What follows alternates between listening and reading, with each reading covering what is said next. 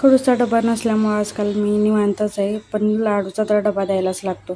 त्यासाठी जरा उशिरा का होईना पण लवकरच सुटलेले. मग सकाळ-सकाळी या दोघींची इथं अभ्यासाची भांडणं बघा कशी चालू आहे. अंथरुणातनं उठून अभ्यास करतात जणू काही ह्यांना मॅट्रिक्सच पास करायचं आहे. बापरे! काय बोलायचं आता आजकालच्या पोरांना.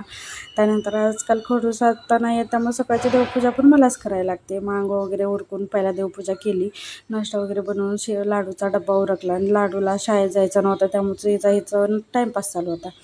मग तिचं उरकून शाळेत पाठवलं आणि सायली गेलेली तिला आणायला. बघा आमच्या मॅडम पाळणं घर चालवती आहे सायली.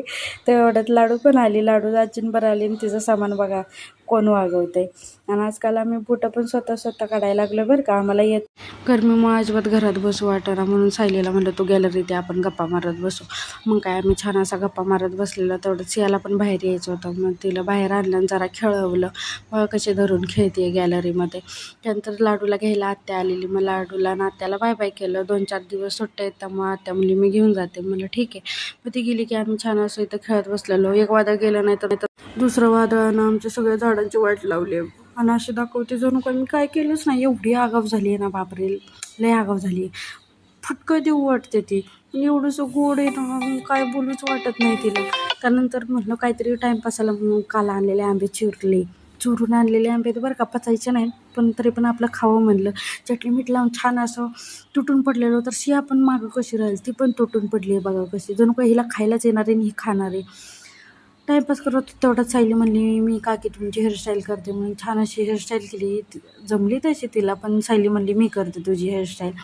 तिने छान अशी हेअरस्टाईल केलेली आणि फायनल लुक खूप छान दिसत होतं. तसे तर माझ्या हेअरस्टाईल कोण करत नाही कारण की माझ्या केसांना हेअरस्टाईल टिकतच नाही. सिल्की केस असल्यामुळं होतच नाही माझ्या केसांची हेअरस्टाईल. पण हेअरस्टाईल खूप छान झालेली त्यामुळे मी पण ठेवली. संध्याकाळी मग छान असं रेडी झालो. आम्ही निघालेलो स्वामी प्रकट दिनानिमित्त स्वामीच्या दर्शनाला. श्रुती व्हिडिओ काढत होते त्यामुळं मी पण पोज देत होते बरं का. आणि आमचं पाळणा घर बघा माझ्या दोन्ही पोरी सांभाळायला हीच आहे. पाळणा घर नाव ठेवलं तिचं. त्यामुळे टेन्शनच नव्हतं. मग मंदिरात गेलो, छान असं दर्शन घेतलं स्वामींचं. आणि हनुमानाचं मूर्ती एकच असल्यामुळं दोघांना पण सजवलं. एवढं छान मूर्ती वगैरे सजवलेली ना खूप छान. आणि गर्दी तर खूप होती आज स्वामी प्रकट दिनानिमित्त. सगळ्यांनी दर्शन वगैरे घेतलं. पादुका बाहेरच ठेवलेल्या होत्या त्यामुळे फक्त पादुकांचं आणि स्वामींची छोटी मूर्ती होती त्याचं दर्शन घेतलं. सिंहालासुद्धा आतमध्ये घेतलेलं डायरेक्ट स्वामींच्या चरणातून. स्वामींचा तसं सिंहावर पोटात होती तेव्हापासून स्त्रियांचा आशीर्वाद आहे, तरी पण डायरेक्ट तिला आतमध्ये थेट आशीर्वाद भेटला याचा आनंद वेगळाच होता. आणि खूप बरं वाटलं, मला मन भरून आलेलं माझं. आणि तिला दिलेला पेढा ती खात होती आणि तिला झोप आलेली त्यामुळे झोपवलं नसतं असं महाप्रसाद